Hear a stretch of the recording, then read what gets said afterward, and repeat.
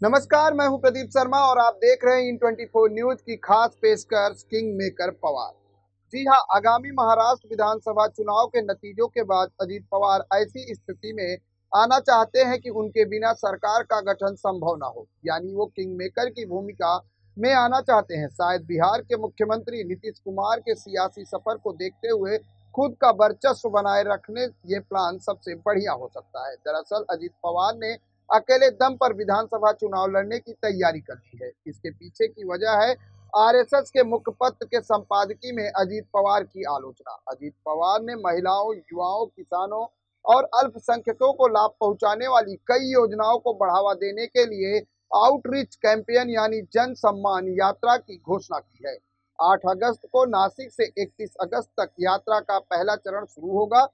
जन सम्मान यात्रा पश्चिमी महाराष्ट्र, विदर्भ और मराठवाड़ा क्षेत्र को कवर करते हुए 22 अगस्त को मुंबई पहुंचेगी। महाराष्ट्र की बारामती सीट से पत्नी सुनेत्रा पवार के चुनाव हारने के बाद अब विधानसभा चुनाव में अजीत पवार गुट की एनसीपी पार्टी हर हाल में 50 से अधिक सीटें जीतने का लक्ष्य तय कर 80 से 90 सीटों पर चुनाव लड़ने का लक्ष्य बना रही है। इससे अजीत पवार को विधानसभा चुनाव 2024 के बाद राज्य में सरकार गठन के दौरान किंग मेकर की स्थिति में रहने में मदद मिलेगी।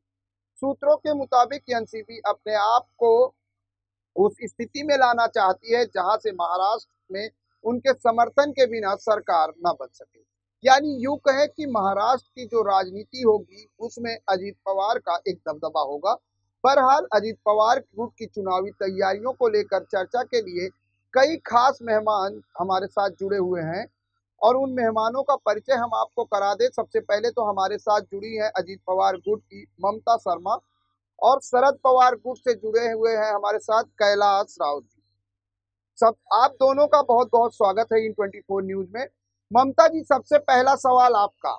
एक तो महायुति में आप सरकार के साथ हैं, दूसरी बार अब जन सम्मान यात्रा की शुरुआत जो हो रही है इसका मुख्य उद्देश्य क्या होगा? शायद ममता जी का जो है ऑडियो प्रॉब्लम आ रहा है। हमारे साथ कैलाश जी जुड़े हुए हैं। कैलाश जी, जिस तरह से महाराष्ट्र की राजनीति का समीकरण दिखाई दे रहा है, क्या लगता है आने वाले समय में फिर से महाराष्ट्र में सत्ता परिवर्तन या विधानसभा चुनाव के पहले फेरबदल हो सकता है?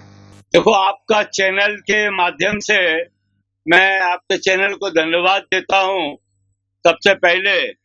लेकिन ये जो यात्रा और जो कुछ कर रहे हैं, ये लोकसभा के चुनाव में इनको दिखा दिया है कि हमारी लोकसभा पूरा 48 आएंगे, 48 सीट 35 आएंगे, ऐसे बहुत कुछ जुमलागिरी बात की है।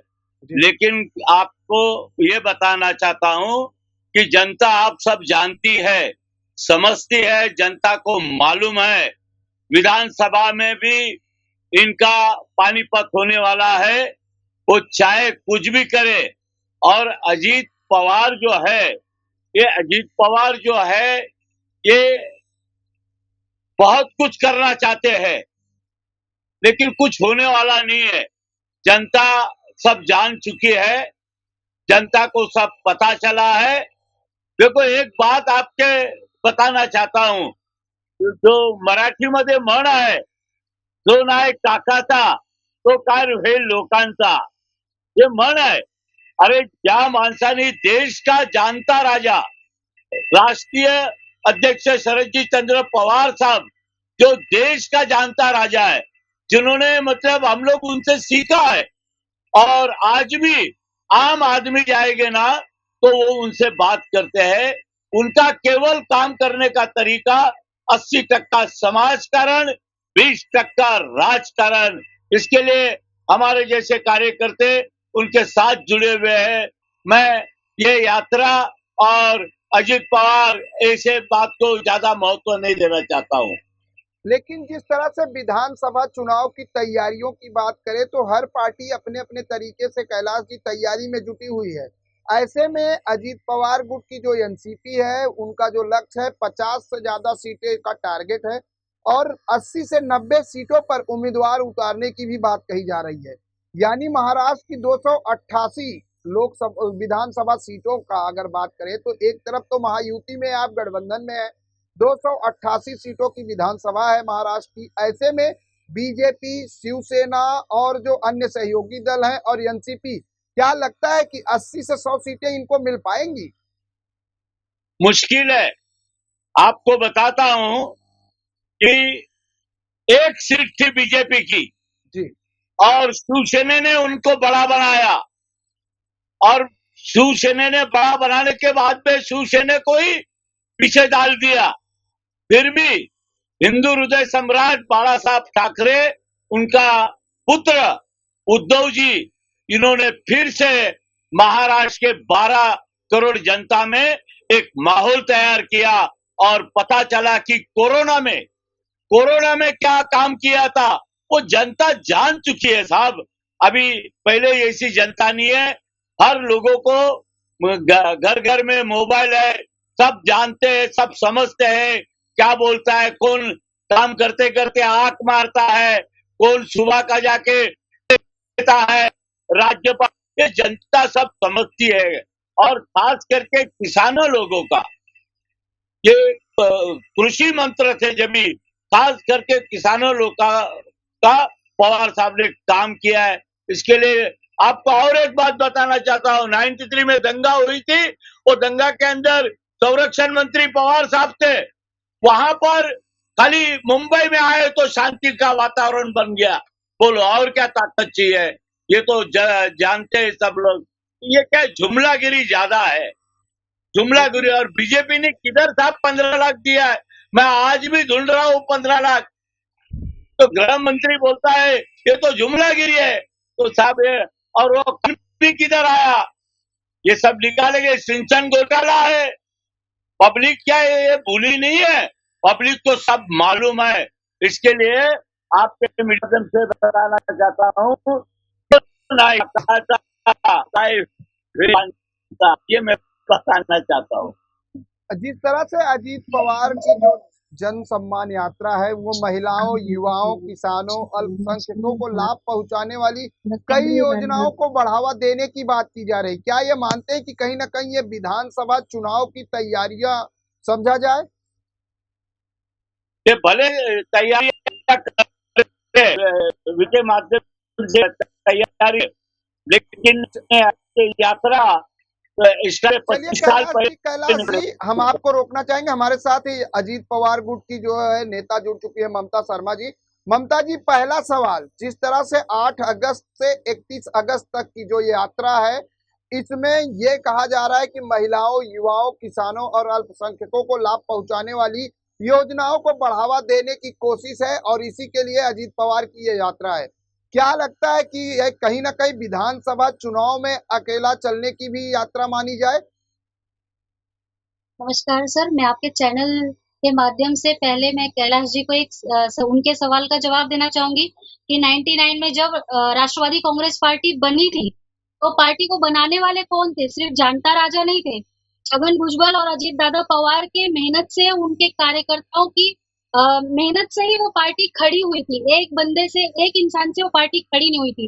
और अब जब अजीत दादा खुद कमान संभाल लिए हैं और वो राष्ट्रीय अध्यक्ष बन गए हैं, तो राष्ट्रीय अध्यक्ष बनने के लिए उनको जनता तक पहुंचना है, युवाओं तक पहुंचना है और संगठन को मजबूत करने के लिए अपनी बहनों की तकलीफ, अपनी बहनों की समस्या जानने के लिए उनको जन जन में जाना पड़ेगा। उनको कांग्रेस और जो कहते हैं आपला परिवार, घर में बैठे बैठे सबके हाल आप जान लोगे, ऐसा नहीं। जब तक आप लोगों से मिलोगे नहीं, उनसे रूबरू नहीं होगे, अपनी बहनों की, अपने युवाओं की, अपने देश की जनता की समस्या को नहीं जानोगे, तो आप उनकी समस्याओं को दूर कैसे करोगे? और इसीलिए वो राष्ट्रवादी कांग्रेस पार्टी जब 99 में बनी, उसको बनाने वाले ही कार्यकर्ता मजबूत जो थे वो हमारे राष्ट्रीय अध्यक्ष अजीत दादा पवार थे कैलाश जी, छगन भुजबल साहेब थे, प्रफुल्ल पटेल जी थे। यही बेस थे, यही जड़ थे, यही नींव थे। और उस वही अभी उन्होंने अपनी बहनों को, युवाओं को और अपने पूरे महाराष्ट्र के लोगों के साथ फिर से मिलकर संगठन को और मजबूत बनाकर चुनकर आकर सीएम का दावेदार है हमारे अजीत दादा। हमारे दादा भावी सीएम बनेंगे, चीफ मिनिस्टर बनेंगे। पावर अब पवार में है, अजीत पवार में है। पावर गेम यहाँ पलट चुका है और अजीत पवार जी भावी सीएम है और वो राष्ट्रवादी कांग्रेस पार्टी की जो पावर गेम पलट चुका है, ममता जी पावर गेम पलट चुका है, तो क्या आने वाले विधानसभा चुनाव से पहले महाराष्ट्र में जो है फिर से फेरबदल देखने को मिलेगा? बिल्कुल सर, पहले से ही हमारे 50 से 55 एमएलए हैं और 50 से 55 एमएलए हैं वो तो अपना सीट लाएंगे ही, लेकिन 80 से 90 सीट लाकर अजीत दादा, माननीय छगन भुजबल साहब, सुनील तटकरे जी, प्रफुल्ल पटेल जी, सारे जो दिग्गज हमारे नेता हैं, वो महाराष्ट्र की लाडकी बहन के साथ मिलकर, अपने लाडका भाऊ से मिलकर, सारे लोगों से मिलकर उनकी ये जो यात्रा को सफल बनाकर हम 80 से 90 सीट लाकर फेर बदल भी करेंगे और सीएम हमारे अजीत दादा बनेंगे और हमारी पार्टी पूरे पावर में आएगी। ममता जी, लेकिन जिस तरीके से बोल रहे हैं कि अजीत पवार जी भावी मुख्यमंत्री हैं, सीएम बनेंगे, लेकिन अगर महाराष्ट्र की हम बात करें तो महाराष्ट्र में 288 विधानसभा सीटें हैं और ऐसे में आप महायुति में भी हैं, तो महायुति में क्या आपको 100 सीटें, जैसे आपने कहा 80 से 90 सीटों पर उम्मीदवार उतारेंगे, क्या ये समीकरण जो है संभावित है, बन पाएगा? आपको 90 सीटें मिल पाएंगी? जी सर, बिल्कुल, क्योंकि अजीत दादा का जो नेचर है, वो जो बोलते हैं वो करते हैं और उनका शिंदे साहब जो हमारे सीएम हैं उनके साथ और देवेंद्र फडणवीस साहब के साथ बहुत अच्छी मिलके वो लोग स्कीम्स जैसे लाडकी बहन योजना हुआ, लाडका भाऊ योजना हुआ, जो भी फाइनेंशियल अर्थ मंत्री होने के नाते सीएम से और डिप्टी सीएम देवेंद्र फडणवीस साहब से मिलकर ये लोग महायुति सरकार में बढ़िया काम कर रहे हैं। तो इनकी जो गठबंधन है वो 288 सीट पे इसी तरह से होगी कि 90 सीट हमारा और उनका जो भी सीट है मिलके हम मिलकर लड़ेंगे और समीकरण बहुत बढ़िया बनेगा, फिर से महायुति की सरकार आएगी। और क्योंकि अजीत दादा ये संवाद यात्रा में लोगों से खुद मिलकर महाराष्ट्र सरकार से मिलकर ये काम कर रहे हैं, तो हमारी सारी लाडकी बहन बहुत खुश है। हर महीने 1500, पहली बार इतिहास में पहली बार घर घर में पैसा पहुंचेगा। महाराष्ट्र की किसी गवर्नमेंट ने आज तक ये काम नहीं किया है कि बहनों को घर में डायरेक्ट अकाउंट में पैसे आ रहे हैं, कॉमन पब्लिक को पैसा आ रहा है। लाडका भाऊ योजना जो रोजगार बेरोजगार लोग हैं उनको बिल्कुल, पैसा है। योजनाओं के माध्यम से कहीं ना कहीं जो है लोगों को कनेक्ट करने की कोशिश महायुति सरकार कर रही है। कैलाश जी, क्या कहेंगे? ममता जी ने कहा कि जो पार्टी बनी थी एनसीपी जी, अगर बात करें तो जिस तरह से लगातार विरोध की बात करें, ममता जी की अगर बात करें तो ममता जी, एक सवाल ये भी बनता है कि जैसे आपने कहा कि तीनों लोग, जो तीनों दल हैं, बीजेपी, शिवसेना और एनसीपी, मिलकर महाराष्ट्र में योजनाओं पर काम कर रही हैं, लेकिन अगर हम बात करें लोकसभा चुनाव की, तो लोकसभा चुनाव के नतीजों के बाद आरएसएस की मुख्य जो पत्रिका है उसके संपादकीय में लिखा गया था कि महाराष्ट्र में जो हार हुई है एनडीए और महायुति की, उसका कारण है अजीत पवार। सर, किसी एक इंसान के दोष देने से, एक नहीं, इंसान किसी के एक बोलने से इंसान नहीं, आरएसएस की मुख्य पत्रिका के संपादकीय में लिखा गया है ममता जी। किसी को दोषारोपण करने से पहले उसका एक ये होना चाहिए कि उनको रीजन बताना चाहिए। अजीत दादा पवार महाराष्ट्र के आज के नहीं, जब से वो युवा नेता थे, मैंने कहा 99 में जब ये पार्टी की स्थापना हुई थी, तब से अजीत दादा महाराष्ट्र की सरकार के लिए काम कर रहे हैं, अपने किसानों भाइयों के लिए, यूपियों के लिए, युवा के लिए। तो उनकी जो अपनी एक पकड़ है, उनका जो एक क्षेत्र है, बारामती में तो सबसे पहले सांसद अजीत दादा ही थे, पहला सांसद वही बने थे। तो उनकी जो कार्य क्षमता है और उनकी जो पकड़ है महाराष्ट्र में, उसको नकारा नहीं जा सकता। और बिल्कुल हो सकता है कि सबका अपना एक व्यक्तित्व, अपना ओपिनियन हो सकता है, लेकिन अजीत दादा के बारे में पूरे महाराष्ट्र को पता है। अजीत दादा के कर्म, और वो बहुत दबंग, मतलब ऐसे नेता है कि जो बोलते हैं वो करते हैं, उनके शब्द कभी फेल नहीं होते हैं। बिल्कुल फेल नहीं होते हैं, लेकिन एक सवाल ये भी है ममता जी कि आज जो है शरद पवार गुट की जो विधायक हैं जितेंद्र आव्हाड, उन्होंने एक बयान दिया है जिसपे उन्होंने ये कहा है कि सबसे बड़े गद्दार अगर कोई है तो वो अजीत पवार है, जिन्होंने अपने चाचा के साथ गद्दारी की है। अगर देश का विकास करना है, महाराष्ट्र का विकास करना है, महाराष्ट्र में योजनाएं, और सिर्फ योजनाएं नहीं, महाराष्ट्र का डेवलपमेंट, फंड की, एक घर चलाने के लिए भी फंड की जरूरत होती है, उसी तरह महाराष्ट्र को भी डेवलप करने के लिए, विकास करने के लिए फंड की जरूरत होती है। तो अगर कोई फंड के लिए अगर बीजेपी सरकार के साथ आके महायुति का गठबंधन करता है, तो वो कॉमन पब्लिक के लिए करता है, व्यक्तित्व अपने के लिए नहीं। वो चाचा से अगर अलग भी हुए तो उनके चाचा ने भी, मतलब पवार साहब ने भी ये प्रस्ताव पहले दिया था, फिर वो लोग बहुत बार मीटिंग किए, बाकायदा बात हुई, फिर वो ना हो गया, नकार दिया उन्होंने, तब इन्होंने फैसला किया कि अगर प्रत्येक जनता से घर-घर में अगर घर-घर पहुँच के उनके लिए कुछ किया जा सकता है, तो फंड की आवश्यकता है और फंड तब मिल सकता है जब गवर्नमेंट के साथ में रहोगे, जब आपके साथ गवर्नमेंट होगी तब। तो उन्होंने एक सही फैसला किया कि महायुति में आके उन्होंने बीजेपी आज पीएम हमारे नरेंद्र मोदी साहब हैं, उनका विचार और उनके विकास के मुद्दे अजीत दादा को अच्छे लगे। उन्होंने कहा सही बात है, देश का विकास होगा, महाराष्ट्र का विकास होगा, इसलिए महायुति सरकार में आना सही है। तो ये गद्दारी नहीं है। अगर अपने परिवार का, अपने घर का, अपने समाज का, अपने देश का, महाराष्ट्र का विकास करना है तो अजीत दादा का ये फैसला है, ये गद्दारी नहीं है। और जितेंद्र आव्हाड साहब के लिए तो मैं यही कहना चाहूंगी कि वो कम से कम जो बोलते हैं 10 बार सोच के बोले और जनता के लिए उन्होंने क्या किया है पहले वो उनको समझना चाहिए। और अजीत दादा ने एक सही फैसला लिया है जिससे हम सभी कार्यकर्ता बहुत खुश हैं। कार्यकर्ता खुश है, लेकिन आने वाले विधानसभा चुनाव की अगर बात करें तो जिस तरह से पहले मन से प्रमुख राज ठाकरे ने बिना शर्त एनडीए को समर्थन दिया, लेकिन विधानसभा के लिए अब वो अकेले चुनाव लड़ने का ऐलान कर चुके हैं। हालांकि आपकी पार्टी और आपकी पार्टी के जो अध्यक्ष है वो महाराष्ट्र में उप मुख्यमंत्री हैं और महायुति सरकार में शामिल भी हैं, लेकिन जिस तरह से चर्चाएं और खबरें निकल कर आ रही, कहीं ना कहीं अब महायुति में मनमुटाव सीटों के बंटवारों को लेकर और जिस तरह से आलोचनाएं की गई अजीत पवार जी की, उसको लेकर एनसीपी के जो कार्यकर्ता हैं उनके मन में थोड़ी सी खटास आई है। आने वाले विधानसभा में वो अकेले चुनाव लड़ सकते हैं, क्या ऐसा कुछ समीकरण बनेगा? सर मैंने जैसे कहा कि 50 से 55 एमएलए तो ऑलरेडी हमारे पास हैं और 90 सीट का जीत के आने का हमारा टारगेट है। और परिवर्तन संसार का नियम है, तो परिवर्तन बदलाव क्या आ सकता है ये कभी प्रेडिक्टेबल नहीं होता। चलिए, बदलाव क्या हो सकता है ममता जी, हम आपको रोकना चाहेंगे। हमारे साथ कैलाश देशमुख जी जुड़ चुके हैं। कैलाश जी, ममता जी ने साफ तौर से कहा है कि अगर एनसीपी पार्टी बनी थी तो उसमें कहीं ना कहीं अजीत पवार और छगन भुजबल जी का सबसे बड़ा योगदान था। जैसे आपने कहा कि शरद पवार जी ने पार्टी को बनाया, लेकिन उसको ममता जी ने पूरी तरह से डिनाई कर दिया है, क्या कहेंगे? कुछ नहीं साहब, ये सब खाली मैं आपसे फिर से बात बताना चाहता हूं कि हमारे महाराष्ट्र के 12 करोड़ जनता में सब जनता जान चुकी है, बस विधानसभा का इंतजार कर रही है। दूध का दूध और पानी का पानी हो जाएगा, ये अपने आप पता चल जाएगा, उसमें कोई शंका नहीं है। परेशान हो गई है कैलाश जी, आप लोग लगातार ये आरोप लगा रहे हैं कि अजीत पवार ने अपने चाचा से गद्दारी की है, बगावत की है, लेकिन ममता जी का कहना है कि ये गद्दारी नहीं है, तो देश और महाराष्ट्र की विकास के लिए अजीत पवार जी ने महायुति से हाथ मिलाया है। नहीं, ये विकास की बात जो हो रही है ना, वो विकास नहीं है, वो बकास का हिसाब है।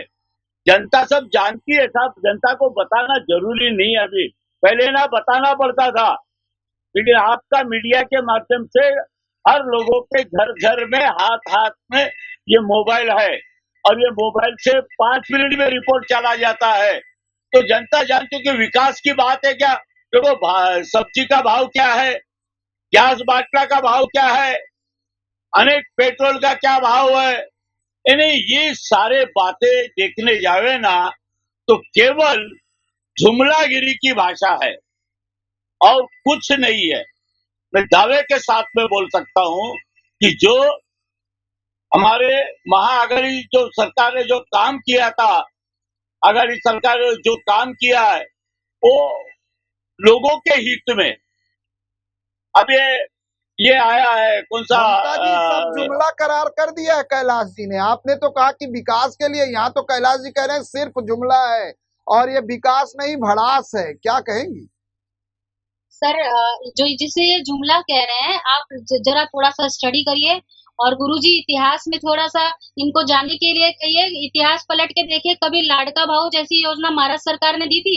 आप लाड़का भाऊ योजना के बारे में क्या जानते हैं? लाड़का भाऊ योजना ये है कि बेरोजगारों को 5,000 शुरुआत में देगा, इसलिए नहीं कि उनको पैसे दिए जा रहे हैं, उनको प्रशिक्षण दिया जाएगा, उन्हें ट्रेनिंग दी जाएगी और उनके अंदर स्किल डेवलपमेंट किया जाएगा और उस स्किल के हिसाब से उन्हें 6 महीने तक ही 5,000 दिया जाएगा और उसके बाद उन्हें रोजगार दिया जाएगा, जिस तरह का उन्होंने प्रशिक्षण लिया होगा। महाराष्ट्र में आज तक ऐसी कोई योजना नहीं आई थी। तो ये जुमला नहीं है, क्योंकि मैं एक दहिसर तालुका अध्यक्ष पदाधिकारी हूँ, मैं काम कर रही हूँ, मैं अपनी खुद का, मेरे पास सेंस है, विचार है कि अभी जुमला कौन बोलते हैं, घर बैठे लोग कौन लोग काम करते हैं। और अजीत दादा जमीन पर उतरकर जो यात्रा अभी बता रहे हैं, उन्होंने ये किस लिए किया है, क्यों किया है, लाड़का भाऊ योजना क्या है, जुमला है कि सच में ये जमीन पर उतरकर प्रशिक्षण देने के लिए किया जा रहा है, उन्हें रोजगार देने के लिए किया जा रहा है, विकास के लिए किया जा रहा है। और जितने भी अभी फंड्स और अजीत पवार कर रहे हैं, आज तक किसी सरकार ने अजीत पवार साहेब जैसा या फिर हमारी जो एनसीपी है, ऐसा काम किसी ने आज तक नहीं किया है। क्या कहेंगे कैलाश जी? अभी तो वो बोल रहे जुमला नहीं है, आज तक किसी सरकार ने ऐसा काम नहीं किया है।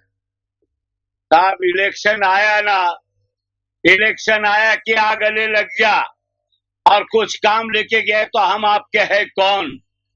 ये विषय ऐसा है कि ये अभी करना था क्या? अभी आपने तो सरकार लिया 2.5 साल हुआ, जब भी कुछ नहीं कर पाए और अभी ये दिखाना जरूरी हुआ। इससे विकास का भाषा नहीं होती है साहब। मैंने आपको 10 बार बोला कि जनता जान चुकी है, आने वाले कितना भी यात्रा लो, वो कलश यात्रा हो या रथ यात्रा हो या कुछ भी, बहुत यात्रा हो गई है।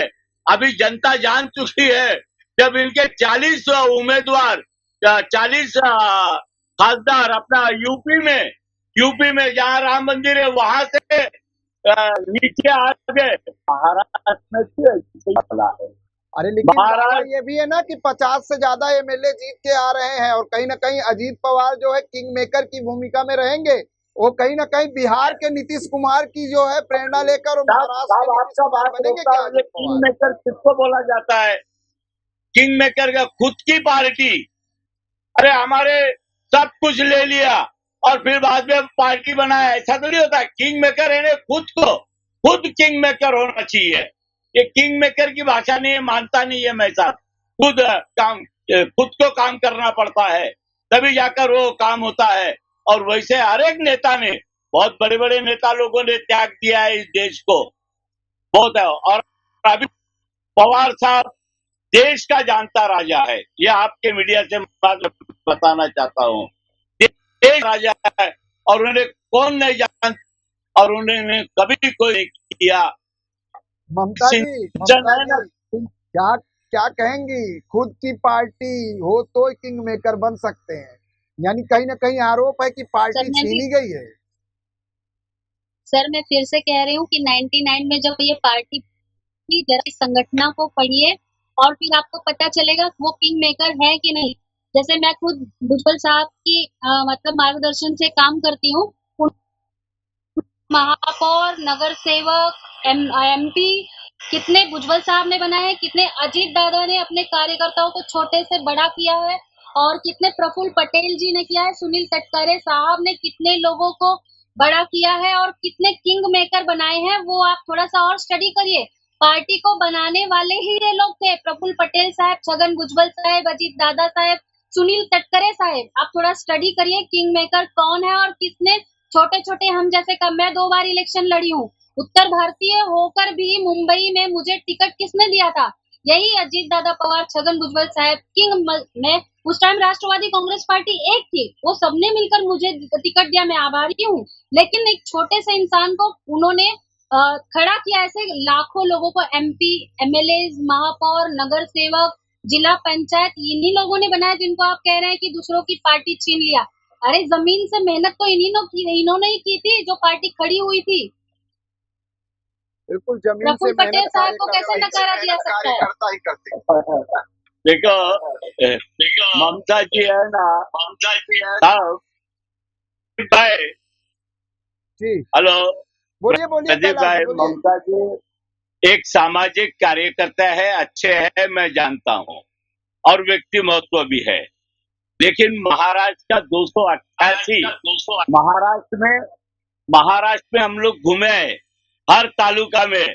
ममता जी का एक तालुका है, एक सामाजिक मैं भी जानता हूँ, और अजीत दादा ने अकेले पार्टी नहीं किया, हम भी 25 साल से काम कर रहे हैं इसी पार्टी में और योगदान दिया है, लेकिन कोई नहीं, खाली पवार साहब के विचार और कुछ नहीं, पवार साहब के विचार, दूसरा हमें कुछ नहीं विचार चाहिए। पवार साहब के हैं, लेकिन महाराष्ट्र की अगर बात करें तो महाराष्ट्र का विधानसभा चुनाव काफी दिलचस्प होने वाला है, क्योंकि समीकरण बदलने वाले हैं।